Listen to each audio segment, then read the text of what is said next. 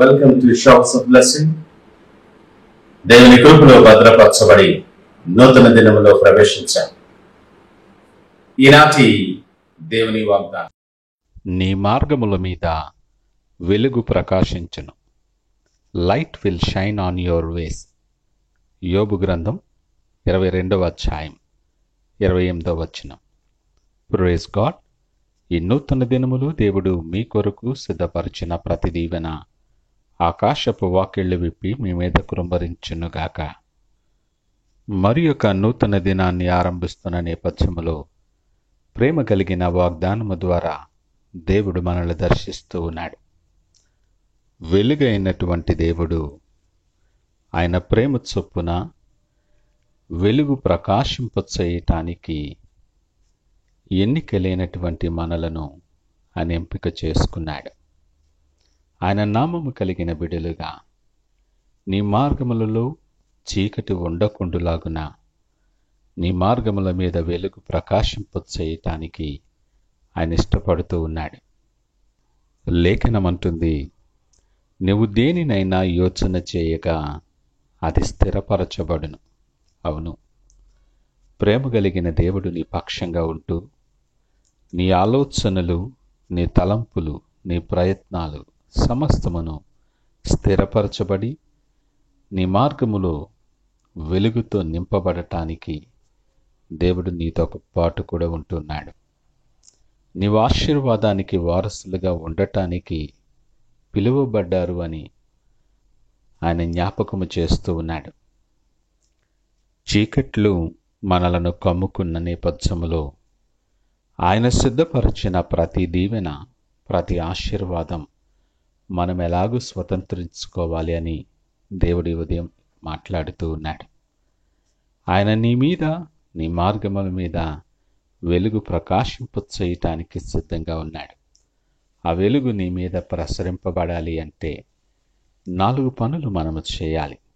మొదటిగా, నీవు సర్వశక్తిని వైపు తిరగవలసిన వానివిగా ఉన్నావు. లోకము వైపు, లోకాశల వైపు, మరి లోకములో ఉండే ప్రతి ఆకర్షణ వైపు పరుగులు పెడుతున్న నీ అడుగులు, వాటిని సర్వశక్తిని వైపు మరల్చుకోవాలి. నీ మార్గములో, నీ తలంపులలో ఆయనకు అంగీకారము కానిటువంటివి, ఒకవేళ అవి నీకు ఇష్టమైనా సరే, అవి నీవు విడిచిపెట్టాలి. మనసు ఆయన వైపు తిప్పుకొని నువ్వు సిద్ధపడాలి. రెండవదిగా, నీ గుడారములో దుర్మార్గత ఉన్నట్లయితే దాన్ని తొలగించాలి.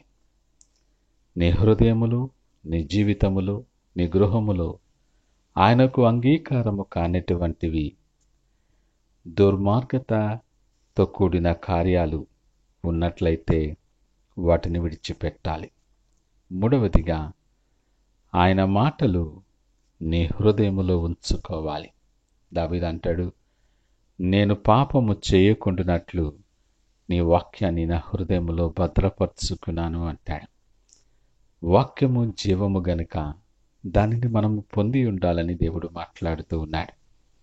నీ హృదయములో జీవము కలిగిన ఆయన మాటలకు స్థానం ఉంటే, వెలుగైనటువంటి ఆ వాక్యానికి నీ హృదయంలో స్థానం ఉంటే, నీ హృదయములో, నీ జీవితంలో ఉన్న ప్రతి చీకటి కూడా తొలగించబడుతుంది. 4వదిగా, ఆయనతో సహవాసము చేసేవారముగా ఉండాలి. ఆయనతో సహవాసం నీకు సమాధానము కలుగు చేస్తుందని లేఖనం మాట్లాడుతుంది. ఈ ఉదయకాల సమయం నువ్వెవరివైనా, నువ్వే స్థితిలో ఉన్నా, నీ మార్గాల మీద వెలుగు ప్రకాశింపచేయాలని దేవుడు ఎదురు చూస్తూ ఉన్నాడు. నువ్వు కూర్చుండుట, నీవు లేచుట ఎరిగిన దేవుడు. నీ మార్గాలు, నువ్వు నడుచు మార్గాలు ఎరిగినటువంటి దేవుడు. ఏ ఒక్కరూ తప్పిపోకూడదని ఆశపడే దేవుడు. నిన్ను ప్రేమించి నువ్వు ఆశీర్వాదానికి వారసులుగా పిలువబడ్డావని నీకు గుర్తు చేస్తూ ఆయన నిన్ను పిలుస్తూ ఉన్నాడు. ధైర్యము తెచ్చుకొని, నిబ్బరము కలిగి నీ మనస్సు సిద్ధపరచుకొని ఆయన వైపు తిరగటానికి ప్రార్థనా పూర్వకముగా సిద్ధపడదాం. ఆయన దగ్గరకు వచ్చు వారిని ఎంత మాత్రము త్రోయని దేవుని సన్నిధిలో ఉన్నాం.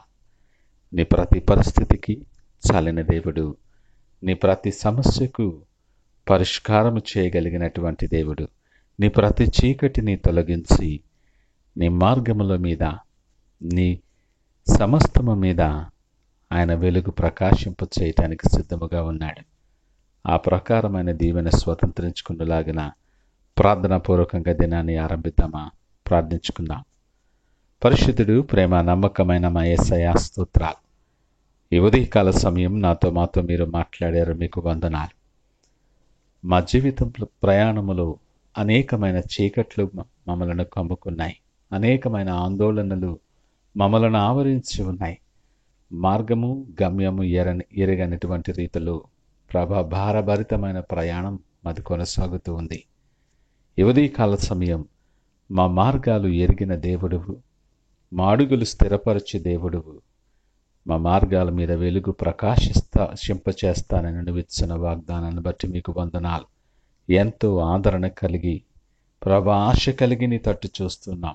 ఆశ కలిగిన ప్రాణాన్ని మేలుతో తృప్తిపరచువాడా, మీకు వందనాలు, స్తోత్రాలు. మీరు సిద్ధపరిచిన ఆశీర్వాదాలు స్వతంత్రించుకొని మీరు సిద్ధపరిచిన మార్గములో నడుస్తూ వెలుగు సంబంధులమై నీ కొరకు సాక్షులుగా ఉండేలాగా మమ్మల్ని సిద్ధపరిచి మీరే మహిమ ఘనత ప్రభావాలు పొందమని యేసు నామమున అడిగి వేడుకొనుచున్నాము తండ్రి. ఆమేన్. God bless you.